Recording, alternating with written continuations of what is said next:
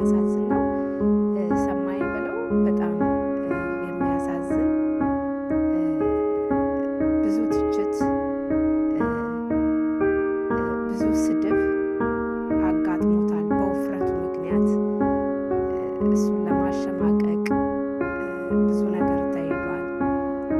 የኛ ማህበረሰብ ያው እንደምታውቁት በጣም ጀጅ በማድረግ ታወቀ ነው። በጣም ነው ሰው ጀጅ የምናደርገው እና ብዙዎቻችን ይህ ውፍረት ከበሽታ የተነሳ ነበር የሚመስለን። እሱንም ሚዲያ ላይ ቀርቦ ምንም በሽታ ከስኳር፣ ከግፊት፣ ከተለያየ አይነት በሽታዎች ሁሉ ነፃ እንደሆነና ቁጭ ብሎ እንደሚያሳልፍ ዲፕሬሽን ውስጥ እንደነበረ በዛ ምክንያት ይህ ውፍረት እንደመጣ ተናግሯል። ግን በቅርቡ ደግሞ አይታችሁት ከሆነ በጣም በቃ በጥረት ላይ ነበረ። በጣም ቀንሶ ሰውነቱን ካያችሁት በጣም ሰውነቱን ብዙ ኪሎ ሉዝ አድርጎ እንደገናም ደግሞ ጥርሱንም አሰርቶ በጣም ጥሩ ሁኔታ ላይ በጣም በቃ ለመስራት ጉጉት ያለው ሰው፣ የሚጥር ሰው፣ በጣም ጎበዝ አርቲስት ነው። በብዙዎቻችን ውስጥ የቀሩ ብዙ ሙዚቃዎች አሉ። እናቴ በተለይ በጣም ስለምትወደው ያም ቤት በብዛት ይከፈታል እና በጣም ጎበዝ አርቲስት፣ የሚደነቅ ብዙ ስራዎችን ለህዝብ ያቀረበ ጎበዝ አርቲስት ነበረ። ግን ባልታሰበ ሁኔታ ነው ያጣነው። ህመሙም ድንገተኛ ነበረ። ቁጭ ብሎ ነው ደከመኝ የሚል ነገር ተናግሮ ሸርተት ሲል ወደ ሐኪም ቤት ወስደውት ወዲያው ሐኪም ቤት እንደደረሰ ብዙም ሳይቆይ ነው ህይወቱ ያለፈውና ብዙ ነገር ይህንን ሳይን ብዙ ጊዜ እሰማዋለሁ እና በቅርብም ዘመድ የሆነ ሰው ከኔ ፋሚሊ እንደዚሁ ነው። ትልቅ ሴት ናት እና ቁጭ ብላ ደከመኝ ብላ በዛው ነው ህይወቱ ያለፈው እና ምንድን ነው ይሄ ሳይን? ብዙ ጊዜ ሳስብ አይ ቲንክ ሀርት አታክ ይመስለኛል።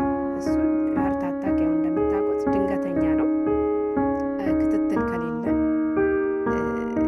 ሳይኑም እንደዛ የመድከም አይነት ነገር ነው። ያው ሳይለንት ኪለር ነው የሚሉት ራሱ የሕክምና ባለሙያዎች ምንም ሳይታወቅ እዛው እንትን የሚለው እና ብዙም ትኩረት የማንሰጠው ነገር ነው። ሀርት አታክ ይኖርበታል ብዬ ነው የማስበው እና ለቤተሰቦቹ ሁሉ መጽናናትን እመኛለሁ። በጣም ድንገተኛ የሆነ እስቲ አስቡት። ብዙ ተስፋ ያለው ሰው፣ ብዙ አላማ እቅድ ያለው ሰው በድንገት ስታጡ በጣም ከባድ ነው። በተለይ ለቤተሰቦቹ ደግሞ ታውቃላችሁ፣ ስለ እናቱ አውርቶ አይጠግብም። በጣም የሚወዳት እናት አለችው። ያው ሁሉም ሰው እናቱን ይወዳል፣ ግን የእሱ ደግሞ ለየት እንደሚል ነው ሲናገር የነበረው። በቀን 2 ነው የሚደውልላት ለእናቱ። ኢቭን የእሱን ድምፅ ካልሰማች ምግብ እንደማትበላ ነው የተናገረውና በጣም ያሳዝናል። እንግዲህ ለእናትየው እግዚአብሔር መጽናናትን ይስጣቸው። ለመላው ቤተሰቦቹ መጽናናትን እግዚአብሔር ይስጣቸው። እንደዚሁም ለአድናቂዎቹ፣ ለምትወዱት ሁሉ፣ ለምታደንቁት፣ ለምትወዱት ሁሉ እግዚአብሔር መጽናናትን ይስጣችሁ ልላችሁ እፈልጋለሁ። ለዛሬ ያልኩት ቪዲዮ ይሄን ነበረ። ኔክስት ደግሞ በአዲስ ቪዲዮ እስክንገናኝ ባባይ